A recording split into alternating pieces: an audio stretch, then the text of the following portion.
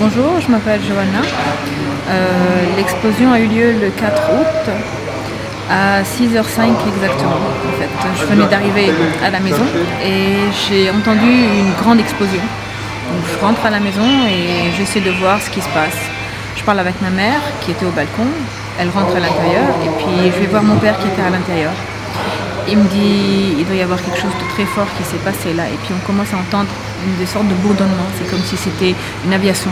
Donc on se demande si c'était pas l'aviation israélienne qui passe, qui a fait, si c'était juste leur bruit ou bien si c'était une explosion. Et puis tout d'un coup on sent comme un grand souffle et c'est comme si l'air est vraiment saqué en fait. On arrive vraiment peut-être, ça a dû prendre peut-être 10 secondes, mais on l'a senti comme si c'était peut-être tout un siècle. Et puis tout d'un coup, tout s'assombrit, il y a de la fumée qui est partout et il y a une sorte de brouillard. On commence à voir les rideaux qui volent et puis tout d'un coup, il y a un gros bruit. C'est une explosion d'une intensité. J'ai jamais entendu un truc comme ça. Même durant la guerre, je ne me souviens pas avoir entendu quelque chose d'aussi fort. Et puis je me sens, je vais tomber et tout finit. Et puis tout d'un coup, il y a des verres partout, tout est cassé, on regarde comme ça, mon père est étendu par terre, ma mère, je la vois à l'extérieur de la maison, je l'appelle, je lui dis mais qu'est-ce que tu fous dehors? Elle me dit je sais pas ce qui s'est passé.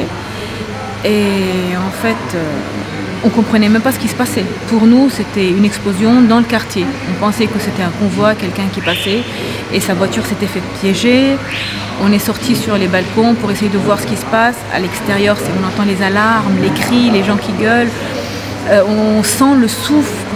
On voit une sorte de fumée et puis on ne comprend pas ce qui se passe en fait. Il n'y a pas d'électricité, il n'y a pas de téléphone. On n'arrive vraiment pas à savoir ce qui se passe.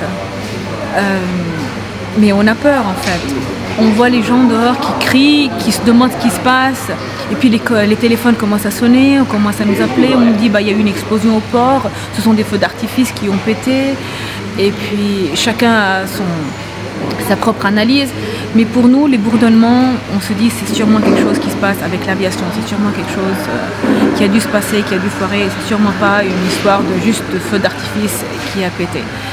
Et en fait, heureusement que ça s'est passé vers 6h quand tout était fermé, quand les bureaux étaient fermés. Et heureusement que c'était durant la période du Covid. Parce qu'à 6h du soir, c'est vraiment la peak time. Les gens seraient sur les routes, en rentrant chez eux. L'autoroute juste en face du port, il y aurait eu beaucoup plus de monde. Moi déjà, à la base, mon bureau, c'est juste une ruelle en face du port. Et je ne serais même pas là à raconter. Et c'est comme tout le monde dit, il y a la période avant l'explosion et après l'explosion. On parle tous de cette même manière en fait. L'explosion a tellement marqué le cœur des Libanais que tout a changé depuis. Même maintenant, on a peur quand on entend un bruit, quand une porte claque, on se dit oh, qu'est-ce qui s'est passé? C'est complètement différent quand quelqu'un parle de l'explosion du port, on a la chair du poule, on est triste. Tu sais, j'ai perdu des membres de la famille, moi, durant l'explosion. Heureusement, j'ai pas eu de blessés aussi, très graves, mais on a eu beaucoup de personnes qu'on a connues, qui sont mortes, qui ont été blessées, et c'était pas évident. Même moi, personnellement, tu sais, l'explosion nous a beaucoup marqué en famille. Ça a fait en sorte qu'on a en quelque sorte perdu vraiment espoir dans le pays, parce que tout a changé. On se dit, bah, si quelque chose comme ça, d'aussi intense, et il n'y a pas de... On va dire que jusqu'à maintenant, 3 mois, pas 3 mois, mais 3 ans plus tard, on ne sait vraiment pas qu'est-ce qui s'est passé. La version officielle, il n'y en a pas. Donc pour eux, les parents des victimes, ils leur rendent la misère. C'est vraiment pas évident de savoir que même 3 ans après, on est toujours au point mort. Et on attend toujours d'avoir la réponse et de savoir ce qui s'est vraiment passé. Parce que pour eux, il n'y a personne en fait. On ne sait pas ce qui s'est passé, c'était une erreur. C'est comme ça que ça se passe. Il y a eu beaucoup de dégâts partout. Il y a eu... En fait, il faut se dire aussi que les quartiers où on a vécu, ils ont tous été rasés.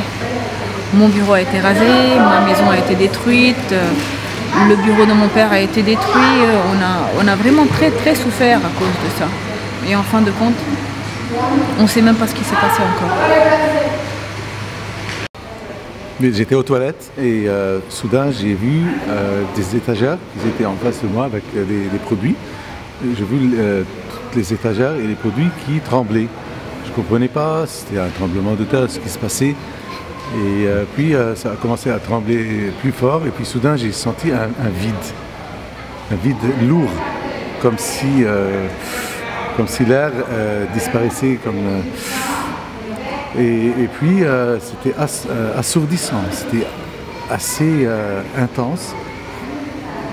Et après ça, je ne comprenais pas où j'étais, ce que se passait, ça s'est passé trop vite. Et puis soudain, une explosion d'une intensité qui, ça ne m'a pas jeté par terre parce que je n'étais pas dans le rayon vraiment qui a été très touché. J'étais heureusement dans une partie de la ville assez éloignée, mais l'explosion était d'une telle intensité que j'ai pensé à un moment que c'était dans le quartier chez moi, qu'il y a un immeuble entier qui s'est effondré. Et on a immédiatement pensé à l'aviation israélienne parce que quand il y a des explosions de cette intensité, c'est d'habitude les gros obus qu'Israël balance par avion, d'habitude sur les régions du sud du Liban ou de la banlieue sud. Et donc on a vraiment pensé, et d'ailleurs plus tard, tout le monde a eu la même réaction, qu'ils ont tous pensé que c'était vraiment, si ce n'était pas l'immeuble d'à côté, celui d'après. Tout le monde pensait que c'était dans son quartier tellement c'était intense. Heureusement, on a eu que chez moi quelques vitres cassées, rien à comparer avec les autres régions. Qui ont été le plus touchés, qui sont aux alentours du port. Mais au final, c'était surtout le choc et on le vit toujours, on est toujours traumatisé et on va toujours l'être par cette explosion. Moi j'ai toujours la chair de poule et quand j'entends parler encore de cette explosion, bien qu'il y ait 3 ans presque sont passés déjà. C'est vraiment un moment de l'histoire de notre pays qui nous a vraiment marqué. C'est, si vous voulez, le 11 septembre du Liban. Parce qu'il y a, maintenant, on parle de avant le 4 août et après le 4 août. C'était vraiment une date marquante dans l'histoire récente du pays. Et tout le pays a été vraiment, s'il n'a pas été directement touché physiquement, tout le monde a eu un niveau différent des problèmes de traumatisme et il y en a qui ne dorment toujours pas bien à cause de cela. Voilà. Vous parlez à d'autres personnes qui ont vécu plus proche et vous aurez des récits beaucoup plus intenses et vous aurez peut-être des personnes qui ont des larmes aux yeux en racontant cette histoire. Et la chair de poule tellement c'était intense et il y a beaucoup de personnes que je connais personnellement qui ont perdu des membres de leur famille. Voilà.